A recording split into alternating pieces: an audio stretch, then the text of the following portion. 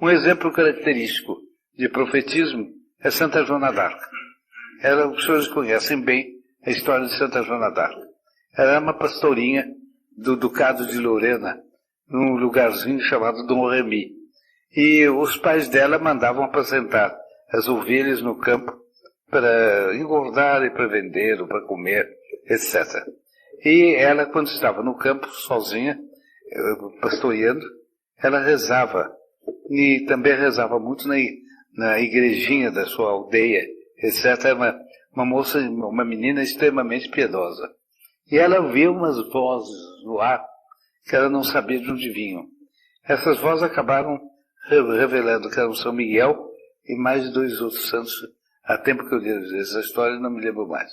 Bem, e acabaram dizendo a ela que ela tinha missão, ela, que com o tempo cresceu, ficou moça, ela, uma moça, mas na entrada da mocidade, muito jovem ainda, ela tinha a missão de ela se apresentar ao rei da França e dizer que queria ajudá-lo da parte de Deus a expulsar os ingleses que tinham ocupado a França.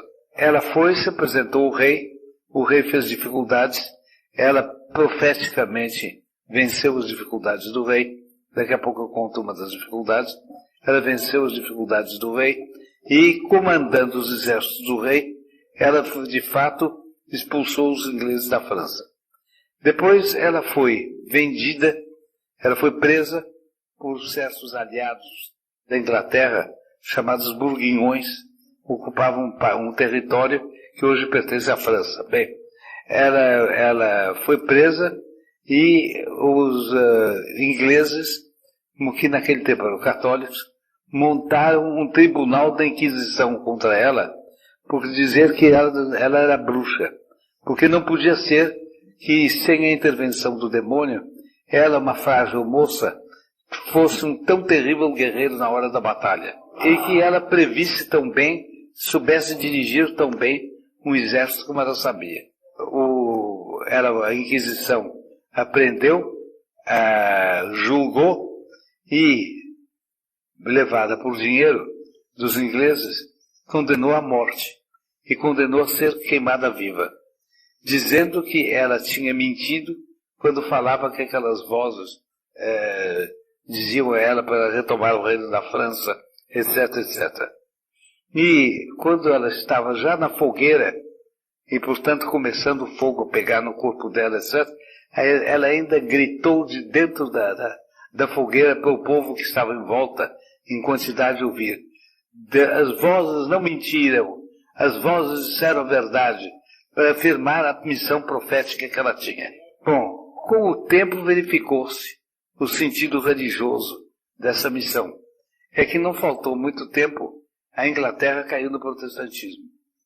E se a Inglaterra tivesse ocupado uma parte do território francês, não tivesse sido expulsa do território francês, teria acontecido que a França teria caído no protestantismo também, o que seria um mal incalculável para a civilização cristã e para a Igreja Católica. Então ela não sabia que ia haver o protestantismo. Ninguém naquele tempo sabia que ia haver o protestantismo. Mas em função do protestantismo, se explicaram, mais ou menos uns 100 anos depois, se explicou a missão dela. E por que ela foi mandada, etc. Com o rei, houve dois fatos muito bonitos que provaram a missão dela. Havia uma série de outros fatos. Um fato foi o seguinte: o rei, naquele tempo não havia imprensa, nem televisão, nem nada dessas coisas. E uma pessoa do povo só tinha um jeito de saber como era a cara do rei, olhando para o rei. Se nunca tivesse visto o rei, entrando numa sala, não saberia qual era o rei. No dia que ela foi falar com o rei quis ver se ela era profetisa mesmo. Então arranjou um jeito. Ele se vestiu como um simples nobre, um pequeno nobre, e ficou num lugar secundário da sala. No lugar principal da sala ficou um outro nobre, vestido com uns trajes riquíssimos, que davam a impressão de que ele era o rei. Ela entrou, não sabia nenhum costume de corte, nem nada disso, uma pastorinha, olhou para todos e nem ligou para aquele lá que seria o pseudo-rei. Ela foi direto àquele que estava no canto e disse: ó rei, eu venho vos falar. O rei também pediu a ela um outro sinal de que ela era mandada por Deus. E havia uma espada de um guerreiro de antigo que eles queriam muito recuperar porque tinha desaparecido. Eles, naquele tempo, vocês sabem que a espada era um instrumento de luta comum, como é hoje o fuzil. Na guerra, naquele tempo, era a espada. E eles davam muito apreço às espadas de um aço bem temperado, etc., porque ajudavam a ganhar na luta. E era um antigo guerreiro, não me lembro quem era, que tinha tido uma espada muito boa, e a espada tinha desaparecido.